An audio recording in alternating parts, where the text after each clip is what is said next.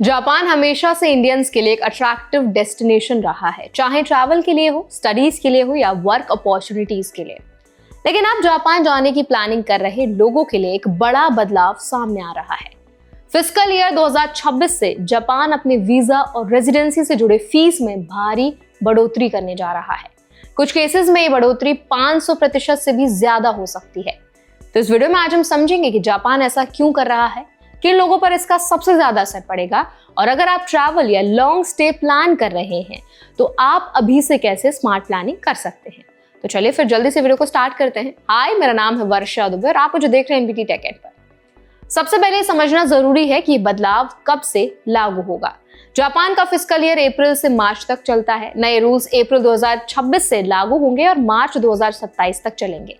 इस दौरान immigration services agency visa extension, status change और परमानेंट रेजिडेंसी जैसी प्रोसेसेस की फीस कई गुना बढ़ाने की तैयारी में है।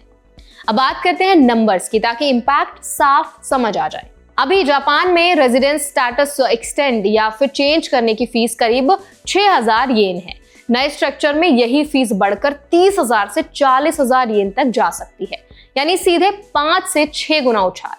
सबसे बड़ा झटका परमानेंट रेजिडेंसी एप्लीकेंट्स को लग सकता है, जहां फीस 10,000 येन से बढ़कर 1 लाख येन से भी ज्यादा होने वाली है। ये बदलाव सिर्फ स्टूडेंट्स और वर्कर्स तक लिमिटेड नहीं रह सकता। ऑफिशियल्स ने संकेत दिए हैं कि टूरिस्ट वीजा फीस भी रिवाइज की जा सकती है।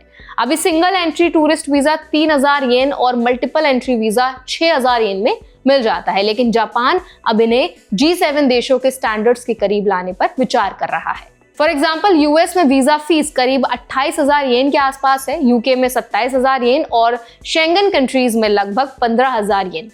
जापान अब खुद भी इसी रेंज में अलाइन करना चाहता है। अब सवाल यह है कि जापान अचानक इतना बड़ा फैसला क्यों ले रहा है। इसकी वजह बहुत बड़ी है। जापान की इमिग्रेशन फीस बेहद पुरानी हो चुकी है। ज्यादातर चार्जेस 1970s और 1980s के बाद कभी सीरियसली रिवाइज नहीं किए गए।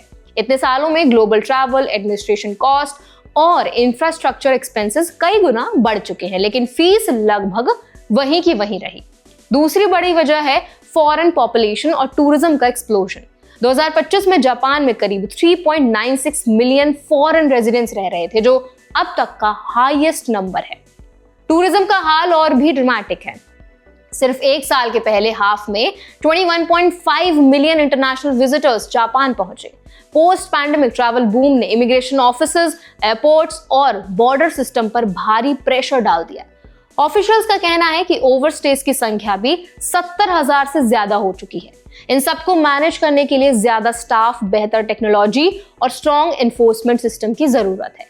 राइजिंग एडमिनिस्ट्रेटिव कॉस्ट को देखते हुए पिछले 40 साल में पहली बार इतनी बड़ी फी रिवीजन को अनअवॉइडेबल माना जा रहा है।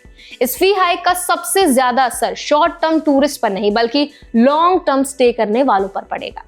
इंटरनेशनल स्टूडेंट्स जो हर साल वीजा रिन्यू करते हैं, वर्कर्स जो स्टेटस चेंज या एक्सटेंशन फाइल करते हैं, और फैमिलीज जो परमानेंट रेजिडेंसी के लिए अप्लाई कर रहे हैं, सभी की कॉस्ट शार्पली बढ़ने वाली है। इसका इनडायरेक्ट असर एम्प्लॉयर्स पर भी पड़ेगा। कंपनीज जो फॉरेन टैलेंट हायर करती हैं, उन्हें ज्यादा एडमिनिस्ट्रेटिव खर्च उठाना पड़ सकता है, जिसका असर सैलरी पैकेजेस या हायरिंग डिसीजंस पर भी आ सकता है।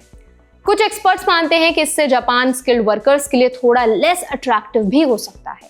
ये बदलाव उस समय आ रहा है जब जापान पहले से ही ओवर टूरिज्म की प्रॉब्लम से जूझ रहा है। टोक्यो और क्योटो जैसी सिटीज में ओवरक्राउडिंग, एनवायरमेंटल स्ट्रेस और लोकल रेजिडेंट्स की नाराजगी एक बड़ा इशू बन चुका है।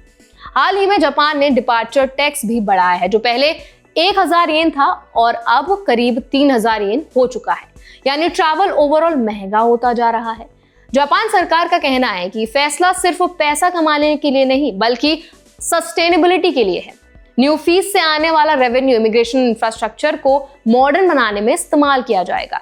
इसमें digital system, JESTA pre screening platform, airport upgrades, language education और मल्टीकल्चरल सपोर्ट जैसे प्रोजेक्ट शामिल हैं।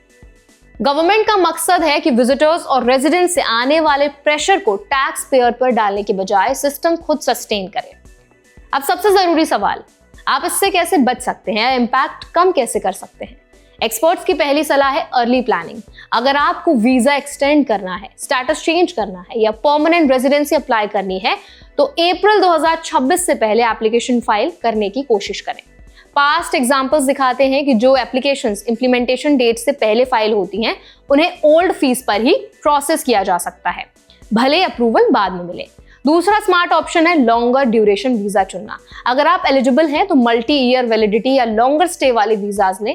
इससे बार बार रिन्यू करने की जरूरत नहीं होगी और ओवरऑल कॉस्ट स्प्रेड आउट हो जाएगी। जहां पॉसिबल हो ऑनलाइन एप्लीकेशंस का इस्तेमाल करें।